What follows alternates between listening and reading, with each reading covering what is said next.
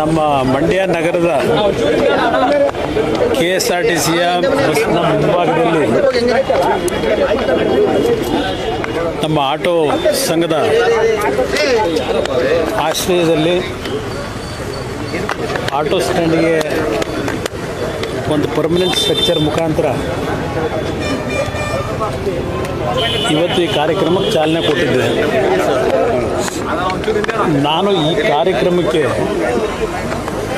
ಒಂದು ಮನವಿ ಮಾಡಿದ್ದೆ ಅವರಿಗೆ, ನಮ್ಮ ಆಟೋ ಚಾಲಕರೇ ನೀವುಗಳೇ ಶಂಕುಸ್ಥಾಪನೆ ಪೂಜೆ ಮಾಡ್ಕೊಳ್ಳಿ, ಸಂಪೂರ್ಣ ಆದಮೇಲೆ ನಾನು ಬರ್ತೀನಿ ಅಂತ. ಏಕೆಂದರೆ ನಾನು ರಾಜ್ಯದಲ್ಲಿ ಹಲವಾರು ದೊಡ್ಡ ದೊಡ್ಡ ಕಾರ್ಯಕ್ರಮಗಳಿಗೆ ಚಾಲನೆ ಕೊಟ್ಟಾಗಲೂ ಜಾಹೀರಾತುಗಳ ಮುಖಾಂತರ ಪ್ರಚಾರ ಪಡೆಯತಕ್ಕಂಥ ಕೆಲಸಕ್ಕೆ ಎಂದೂ ಕೈ ಹಾಕಲಿಲ್ಲ. ಅದು ನನ್ನ ಜಾಯಮಾನವೂ ಅಲ್ಲ. ಇವತ್ತು ಇದೊಂದು ಸಾಂಕೇತಿಕವಾದಂಥ ಒಂದು ಕಾರ್ಯಕ್ರಮ. 24-25ನೇ ಸಾಲಿಗೆ CSR ಫಂಡ್ನಲ್ಲಿ ಸುಮಾರು 28 ಕೋಟಿ ಹಣ ಈಗಾಗಲೇ ಬಿಡುಗಡೆ ಮಾಡಿಸಿದ್ದೇನೆ. MP ಗ್ರ್ಯಾಂಟ್ನಲ್ಲಿ 5 ಕೋಟಿ ಕೊಟ್ಟಿದ್ದೇವೆ. ಈ ವರ್ಷಕ್ಕೆ ಅಂದರೆ 25-26ನೇ ಸಾಲಿಗೆ ಸುಮಾರು 40 ಕೋಟಿ ವೆಚ್ಚದಲ್ಲಿ ಕಾರ್ಯಕ್ರಮಕ್ಕೆ ಚಾಲನೆ ಕೊಡ್ತಕ್ಕಂಥದ್ದಕ್ಕೂ ಈಗಾಗಲೇ ಕಾರ್ಯಕ್ರಮ ರೂಪಿಸ್ತಾ ಇದ್ದೇವೆ. ನನಗೆ ಪ್ರಮುಖವಾಗಿ ಒಂದಿಲ್ಲಿ ರೈತ ಸಂಘದ ಆಶ್ರಯದಲ್ಲಿ ರೈತ ಭವನದ ಒಂದು 5 ಕೋಟಿ ಕಾಮಗಾರಿ ಬೇರೆ. ನನ್ನ ಒಂದು ಕನಸೇನಿತ್ತು, ರಾಜ್ಯದ ಜನ ನನಗೆ ಅಧಿಕಾರ ಕೊಟ್ಟರೆ ಪ್ರತಿ ಪಂಚಾಯಿತಿ ಮಟ್ಟದಲ್ಲಿ ಒಂದು ಸುಸಜ್ಜಿತವಾದಂಥ ಆಸ್ಪತ್ರೆ, ಮಕ್ಕಳ ಒಂದು ಶಿಕ್ಷಣಕ್ಕೆ ಕನ್ನಡ ಮತ್ತು ಇಂಗ್ಲೀಷ್ ಮೀಡಿಯಂನ ಶಾಲೆಗೆ ಚಾಲನೆ ಕೊಡಬೇಕು ಅನ್ನೋದೇನಿತ್ತು. ಒಂದು ಮಾಡಲ್ಲ ಶಾಲೆಯನ್ನು ಸುಮಾರು 7.5ರಿಂದ 8 ಕೋಟಿ ವೆಚ್ಚದಲ್ಲಿ ಆ ಒಂದು ನನ್ನ ಕನಸೇನಿತ್ತು ಒಂದು ಪಂಚರತ್ನ ಯೋಜನೆಯಲ್ಲಿ ಅದನ್ನು ಒಂದು ಕಾರ್ಯಕ್ರಮವನ್ನು ಪೈಲಟ್ ಪ್ರಾಜೆಕ್ಟ್ ಮಾಡ್ತಕ್ಕಂಥದ್ದಕ್ಕೆ ಈಗಾಗಲೇ ಅದಕ್ಕೆ ನೀರಿನ ನಕ್ಷೆ ಸಿದ್ಧ ಮಾಡಿದ್ದೇವೆ. ಒಂದು ಆಸ್ಪತ್ರೆಗೂ ಅದೇ ರೀತಿಯಲ್ಲಿ ಆ ನನ್ನ ಕನಸೇನಿತ್ತು ಅದನ್ನು ಮಾಡ್ತಕ್ಕಂಥದ್ದಕ್ಕೆ ಒಂದು ತೀರ್ಮಾನ ತೆಗೆದುಕೊಂಡಿದ್ದೇವೆ. ಈಗಾಗಲೇ ತಗ್ಗಲಿನಲ್ಲಿ ಮೊನ್ನೆ ಗ್ರಾಮಸ್ಥರೇ ಸುಮಾರು 32 ಲಕ್ಷ ರೂಪಾಯಿ ವೆಚ್ಚದಲ್ಲಿ ಸ್ಕೂಲ್ ಕಟ್ಟಡಕ್ಕೆ ಚಾಲನೆ ಕೊಟ್ಕೊಂಡಿದ್ದಾರೆ. ಅವರೇ ಫೌಂಡೇಶನ್ ಮಾಡ್ಕೊಳ್ಳಿ ಅಂತ ಹೇಳಿ. ಅದೇ ರೀತಿಯಲ್ಲಿ ಹಲವಾರು ಭಾಗದಲ್ಲಿ ಶಾಲಾ ಕಟ್ಟಡಗಳು, ಐ ಮಾಸ್ಕ್ ಲೈಟ್ಗಳಿಗೆ ಪ್ರತಿ ಹಳ್ಳಿಯಲ್ಲಿ ಏನೊಂದು ಮನವಿ ಕೊಡ್ತಾ ಇದ್ದಾರೆ.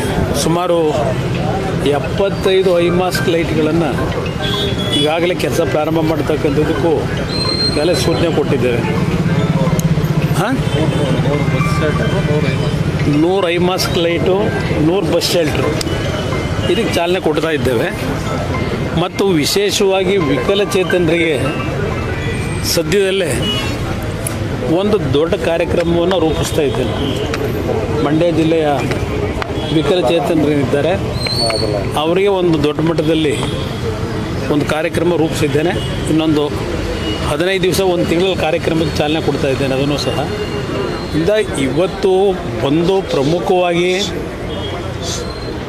ಮಂಡ್ಯ ಜಿಲ್ಲೆಯಲ್ಲಿರ್ಬೋದು ಮತ್ತು ಹಲವಾರು ಅಕ್ಕಪಕ್ಕದ ಜಿಲ್ಲೆಗಳಲ್ಲಿ ಒಂದು ನನ್ನ ಬಗ್ಗೆ ನಿರೀಕ್ಷೆ ಇರೋದು ಪ್ರಮುಖವಾಗಿ ಒಂದು ದೊಡ್ಡ ಕಾರ್ಖಾನೆ ತರಬೇಕು ಅನ್ನೋದೇ ಪ್ರಮುಖವಾಗಿ ಎಲ್ರಿಗೂ ಇರ್ತಕ್ಕಂಥದ್ದು. ಈ ಕಾರ್ಯಕ್ರಮಗಳು ಒಂದು ಭಾಗ. ಈಗಾಗಲೇ ಆಸ್ಪತ್ರೆಗೆ 2.5 ಕೋಟಿ ಕೊಟ್ಟಿದ್ದೇವೆ, ಜಿಲ್ಲಾ ಆಸ್ಪತ್ರೆಗೆ. ಇಲ್ಲಿ ಕಾರ್ಖಾನೆಯ ವಿಷಯದಲ್ಲಿ ಜನಗಳ ಒಂದು ಭಾವನೆ ಏನಿದೆ, ಯುವಕರಲ್ಲಿ ಒಂದು ಇಂಡಸ್ಟ್ರಿ ತರಬೇಕು ಅಂತಕ್ಕಂಥದ್ದು, ಅದಕ್ಕೆ ರಾಜ್ಯ ಸರ್ಕಾರದ ಒಂದು ಸಹಕಾರವೂ ಬೇಕು. ನಮ್ಮ ಒಂದು ಇಲಾಖೆ ಏನಿದೆ, ಬೃಹತ್ ಕೈಗಾರಿಕಾ ಸಚಿವ ಅಂತಕ್ಕಂಥದ್ದಿದ್ದರೂ ಆ ಒಂದು ಇಲಾಖೆಯ ಕೆಲಸ ಕಾರ್ಯಗಳೇ ಬೇರೆ. ಇಲ್ಲಿ ಕಾರ್ಖಾನೆ ಪ್ರಾರಂಭ ಮಾಡಬೇಕು ಅಂದರೆ ರಾಜ್ಯ ಸರ್ಕಾರ ಸಹಕಾರ ಕೊಟ್ಟು, ಜಾಗ ಕೊಟ್ಟು, ಯಾರಾದರೂ ಬಂದಾಗ ಅವ್ರನ್ನ ಸರಿಯಾದ ರೀತಿ ಅವರಿಗೆ ಪ್ರೋತ್ಸಾಹ ಕೊಡ್ತಕ್ಕಂಥದ್ದಾದಾಗ ಮಾಡ್ಬೋದು. ಆದರೂ ಸಹ ನಾನು ಪ್ರಯತ್ನ ಪಡ್ತಾ ಇದ್ದೇನೆ. ಈ ಜಿಲ್ಲೆಯ ಜನತೆಯ ಬಹು ನಿರೀಕ್ಷೆ ಇರತಕ್ಕಂಥದ್ದೇ ಕೈಗಾರಿಕೆ. ನಿರುದ್ಯೋಗ ಸಮಸ್ಯೆ ಬಗೆಹರಿಸಬೇಕು ಅಂತೇಳಿ. ಬೆಳಗ್ಗೆ ಎದ್ರೆ ಮನೆ ಹತ್ರ ಈಗಲೂ ಒಂದು 100 ಜನ 150 ಜನ ಇರ್ತಾರೆ, ಕೆಲಸ ಕೊಡಿಸಿ ಅಂತ ಹೇಳಿ. ಆದ್ದರಿಂದ ಇದೆಲ್ಲ ಗಮನದಲ್ಲಿದೆ. ನನಗೆ ಟೀಕೆಗಳಿಗಿಂತ ಹೆಚ್ಚಾಗಿ ನನ್ನ ಡ್ಯೂಟಿ ಏನು ಮಾಡಬೇಕು ಅದರಲ್ಲಿ ಪ್ರಾಮಾಣಿಕವಾಗಿ ಪ್ರಯತ್ನಪಟ್ಟು ನಮ್ಮ ಜಿಲ್ಲೆಯ ಜನತೆಯ ನಿರೀಕ್ಷೆ ಏನಿದೆ ಆ ನಿರೀಕ್ಷೆಯನ್ನು ಹುಸಿಗೊಳಿಸದೇ ಇರ್ತಕ್ಕಂಥದ್ದಕ್ಕೆ ಪ್ರಾಮಾಣಿಕವಾಗಿ ದುಡಿಮೆ ಮಾಡ್ತಾರೆ. ರಾಜ್ಯ ಸರ್ಕಾರದಿಂದ ನಿಮಗೆ ಗೊತ್ತಿದೆ ಯಾವ ರೀತಿ ನಡೀತಾ ಇದೆ ಅಂತ ಹೇಳಿ. ನಾನು ಅದರ ಬಗ್ಗೆ ಈಗ ಚರ್ಚೆ ಮಾಡೋದ್ರಲ್ಲೂ ಅರ್ಥ ಇಲ್ಲ.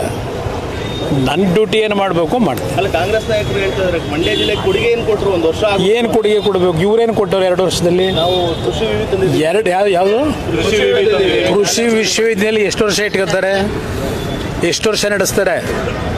ಇವತ್ತು ಬೀದರ್ನಲ್ಲಿ ಪಶುವೈದ್ಯಕೀಯ ವಿಶ್ವವಿದ್ಯಾಲಯ ಮಾಡಿ ಅದರ ಪರಿಸ್ಥಿತಿ ಎಲ್ಲಿಗೆ ತಂದಿಟ್ಟಿದ್ದಾರೆ? ಮುಚ್ಚ ಪರಿಸ್ಥಿತಿಯಲ್ಲಿ ಇಟ್ಟಿದ್ದಾರೆ. ಇವತ್ತು ಹಣ ಎಷ್ಟು ಕೊಟ್ಟಿದ್ದಾರೆ?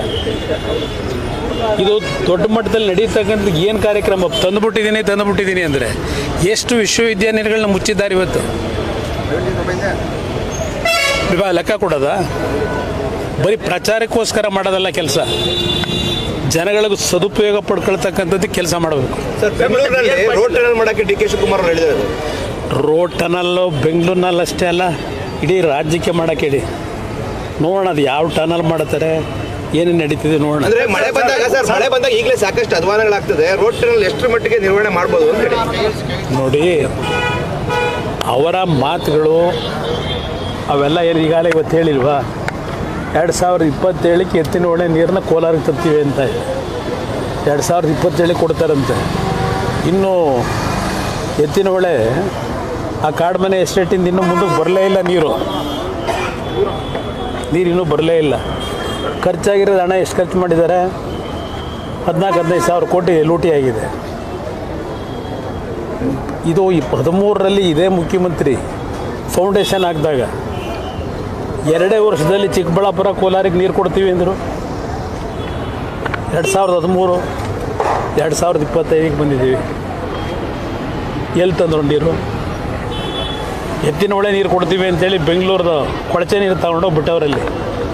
ಈಗ ಅವ್ರ ಬೆಳೆ ತರಕಾರಿನೂ ಯಾರು ಕೊಂಡ್ಕೋಬಾರ್ದು. ಈಗ ಆ ಪರಿಸ್ಥಿತಿ ತಂದಿರೋದೇ ಅವ್ರ ಸಾಧನೆ ಇಲ್ಲಿ. ಅದೇನು ಆಶ್ಚರ್ಯ ಆಗುತ್ತೆ? ನೋಡೋಣ, ಆತಂಕ ಪಡೋದು ಬೇರೆ, ಅದೇನು ಆಶ್ಚರ್ಯ ಏನಿಲ್ಲ. ಜಗಜ್ಜಾಹಿರ ಅದು, ಎಲ್ಲರಿಗೂ ಗೊತ್ತಿರ್ತಕ್ಕಂಥದ್ದೇ. ಇವತ್ತು ಸರ್ಕಾರದ ಹಲವಾರು ಇಲಾಖೆಯಲ್ಲಿ ದುಡ್ಡನ್ನು ರಿಲೀಸ್ ಮಾಡಿಸ್ಕೋಬೇಕಾದ್ರೆ ಶಾಸಕರು ಅವ್ರು ಹೇಳ್ತಾರೆ, ಕೆಲವರು ಇದ್ದಾರೆ ಅದೇ ಜನ, ನಿಮ್ಮದೊಂದು ಲೆಟ್ರ್ ಕೊಡಿ ಸರ್ ಸಾಕು, ನಾವು ದುಡ್ಡು ತಗೊಂಬರ್ತೀವಿ ಅಂತ. ಹೆಸರಿಗೆ ಶಾಸಕರ ಲೆಟ್ರೆಡ್ಡು, ಅಲ್ಲಿ ಮಿಡ್ಲ್ ಮ್ಯಾನ್ಗಳು ದುಡ್ಡು ಕೊಟ್ಟು ಹಣ ತರೋದು ಮಾಮೂಲಿ ಸರ್ವೇ ಸಾಮಾನ್ಯ ನಡೀತಾ ಇದೆ. ಇದರಲ್ಲಿ ಏನು ಆಶ್ಚರ್ಯ ಪಡೋ ಅಂಥದ್ದು ಏನಿಲ್ಲ. ಭಾಳ ಜನ ನನ್ನ ಹತ್ರನೂ ಚರ್ಚೆ ಮಾಡಿದ್ರೆ, ನಮ್ಮೂರಿಗೆ ನಮ್ಮ ಪಂಚಾಯತಿಗೆ ಒಂದು 100 ಮನೆ ತರಕ್ಕೆ ಇಷ್ಟು ಕೊಟ್ಟೋ ಸರ್, ಅಷ್ಟು ಕೊಟ್ಟೋ ಸರ್ ಅಂತ ಹೇಳ್ತಾರೆ. ಮನೆ ವಿಚಾರ ನಡೀತಾ ಇದೆಯಾ? ಇದು ಎಲ್ಲ ವಿಚಾರದಲ್ಲೂ ಎಲ್ಲ ಇಲಾಖೆಯಲ್ಲೂ ನಡೀತಿದೆ. ವರ್ಗಾವಣೆ ಎಲ್ಲ ಪ್ರತಿಯೊಂದರಲ್ಲೂ ಏನೇನು ನಡೀತಿದೆ. ಚರ್ಚೆ ಮಾಡೋದ್ರಲ್ಲಿ ಅರ್ಥ ಇಲ್ಲ ಈ ಸರ್ಕಾರದ ಬಗ್ಗೆ. ಮುಂದಿನ ಚುನಾವಣೆಯವ್ರಿಗೆ ಕಾಯ್ಬೇಕು. ಮಧ್ಯವರ್ತಿಗಳ ಕೆಲಸ ಮಾಡ್ತಾ ಇದ್ದಾರೆ ಸರ್. ಹಾಗಾದ್ರೆ ಮಧ್ಯವರ್ತಿಗಳು ಕೆಲಸ ಮಾಡ್ತಾ ಇದ್ದಾರೆ ಇಲ್ಲಿ ನಡೀತಿರೋದೇ ಅದು. ಮಧ್ಯವರ್ತಿಗಳೇನು ವಿಧಾನಸೌಧದಲ್ಲೇ ಅವರೇ ಶುರು ಮಾಡ್ಕೊಂಬಿಟ್ಟವ್ರೆ. ಮಧ್ಯವರ್ತಿಗಳ ಅವಶ್ಯಕತೆಯೂ ಇಲ್ಲ. ಈಗ ಆ ಇಲಾಖೆಯಲ್ಲಿ ಅವರೇ ಫಿಕ್ಸ್ ಮಾಡ್ಕೊಂಬಿಟ್ಟವ್ರೆ ಎಷ್ಟೆಷ್ಟು ವಸೂಲಿ ಮಾಡಬೇಕು ಅಂತ. ಪರ್ಸೆಂಟೇಜ್ ಕೊಡಲೇಬೇಕು ಅಂತಲ್ಲ ಸರ್? ಮಾಡ್ಕೊಂಡವ್ರೆ, ಕೇಳಿದ್ರೆ ಅದಕ್ಕೇನೋ ಒಂದು ಉತ್ತರ ಕೊಟ್ಕೊತಾರೆ. ಪಕ್ಕದಲ್ಲೇ ಕೂರಿಸ್ಕೊತಾರಲ್ಲ. ಈಗ ಅದ್ಯಾವುದು ಎಚ್ ಕೆ ಪಾಟೀಲ್ ಲೆಟ್ರನ್ನು ನೋಡೋದನಪ್ಪ, ಗಣಿಗಾರಿಕೆದು. ಅವರು 2015-16ರಲ್ಲೂ ಒಂದು ಪತ್ರ ಬರೆದವ್ರು ಇದೇ ಥರನೇ. ಈಗ ಅದೆಂಥದ್ದು ಪತ್ರ ನೆನ್ನೆ ಬರ್ತದೆ, ಇವತ್ತು ಪತ್ರಿಕೆಯಲ್ಲಿ ಹಾಕಿದ್ದೀರಲ್ಲ. 2 ವರ್ಷದಿಂದ ಏನು ಮಾಡ್ತಾರೆ? ಇವರೇ ಉಪಸಮಿತಿ ಅಧ್ಯಕ್ಷರು 2015-16ರಲ್ಲಿ ಒಂದು ರಿಪೋರ್ಟು ಕೊಟ್ಟರು. ಈ 2 ವರ್ಷ ಆಯ್ತಲ್ಲ ಇವರು ಬಂದು ಕಾನೂನು ಸಚಿವರು. ಇವತ್ತು ಯಾತಿಗೆ ಈ ಸಬ್ಜೆಕ್ಟ್ನ ರೈಸ್ ಮಾಡ್ತಾವ್ರೆ? 2 ವರ್ಷದಿಂದ ನಿದ್ದೆ ಮಾಡ್ತಾಯಿದ್ರ? ಇವರೇ ಕೊಟ್ಟಂಥ ವರದಿ 1.5 ಲಕ್ಷ ಕೋಟಿ ಅಂತ ಏನು ಹೇಳ್ತಾರೆ. ಇವತ್ತು 1.5 ಲಕ್ಷ ಕೋಟಿ ವಸೂಲಿ ಮಾಡಿದರೆ ಅವ್ರು ಹೇಳೋಂಥ ರೀತಿಯಲ್ಲೇ ಈ ಅಕ್ರಮ ದಂಧೆ ನಡೆಸಿರೋರ ಹತ್ರ ಇವತ್ತು ಟ್ಯಾಕ್ಸ್ ಈ ಥರ ಹಾಕಬೇಕಾಗಿತ್ತು ಜನಗಳ ಮೇಲೆ. 2,000 ಜೊತೆಗೆ ಇನ್ನೊಂದು 2,000 ಸೇರಿಸೇ ಕೊಡ್ಬೋದಾಗಿತ್ತಲ್ವಾ? ಅದು ವಸೂಲಿ ಮಾಡಿದರೆ ಈ 2 ವರ್ಷ ಆದಮೇಲೆ ಇದ್ದವ್ರಿಗೆ ಎಚ್ ಕೆ ಪಾಟೀಲ್ದು ಯಾವುದು ಯಾರ ಮೇಲೂ ಕ್ರಮ ಆಗಲ್ಲ. ಅದು ಇದು ಇವೆಲ್ಲ ಪ್ರಚಾರಕ್ಕೆ ಇರ್ತಕ್ಕಂಥ ಈಗಿನ ಒಂದು ವಿಷಯಗಳೇನು ಬಂತಲ್ಲ, ಡೈವರ್ಷನ್ಗೆ ಇವೆಲ್ಲ ಒಂದು ಡ್ರಾಮಾಗಳಷ್ಟೇ. ನಾನು ಓಪನ್ ಆಗಿ ಹೇಳಿದ್ದೀನಣ್ಣ, ಮೈ ಶುಗರ್ ಕಾರ್ಖಾನೆ ಅವರ ಟ್ರಸ್ಟಿಗಳೇನಿದ್ದಾರೆ, ಆ ಸ್ಕೂಲ್ನ ಟ್ರಸ್ಟಿಗಳು, ಅವರಿಗೆ ಓಪನ್ ಕರೆ ಕೊಟ್ಟಿದ್ದೀನಿ. ಆ ಒಂದು ಸಂಸ್ಥೆ, ಶಿಕ್ಷಣ ಸಂಸ್ಥೆ ದೊಡ್ಡ ಮಟ್ಟದಲ್ಲಿ ನಡೀಲಿಕ್ಕೆ ಅಪ್ ಟು PUC ಅವರಿಗೆ ಏನು ವ್ಯವಸ್ಥೆ ಆಗಬೇಕು, ಎಲ್ಲ ವ್ಯವಸ್ಥೆಯನ್ನು ಒಂದು ಮಾಡೆಲ್ ಶಾಲೆ ಮಾಡಲಿಕ್ಕೆ ತಯಾರಾಗಿದ್ದೇನೆ. ಅದನ್ನು ಉಪಯೋಗ ಪಡಿಸ್ಕೊಳ್ಳೋದು, ಸದ್ಬಳಕೆ ಮಾಡ್ಕೊಳ್ಳೋದು ಅವ್ರಿಗೆ ಸೇರಿ. ಅಂಥ ಆಸ್ತಿನ ಯಾವನಿಗೂ ಗುತ್ತಿಗೆ ಮೇಲೆ ಕೊಡೋದು ಅಂದ್ರೆ ಉಂಟ ಎಲ್ಲಾದರೂ ಹಗಲು ದರೋಡೆ ಇದು. ಅಂಥ ಆಸ್ತಿನ ಎಲ್ಲಾದರೂ ಉಂಟಾ? 20 ಕೋಟಿ ಬೇಕು, 25 ಕೋಟಿ ಬೇಕು ಮಾಡಕ್ಕೆ ತಯಾರಾಗಿದ್ದೀನಿ.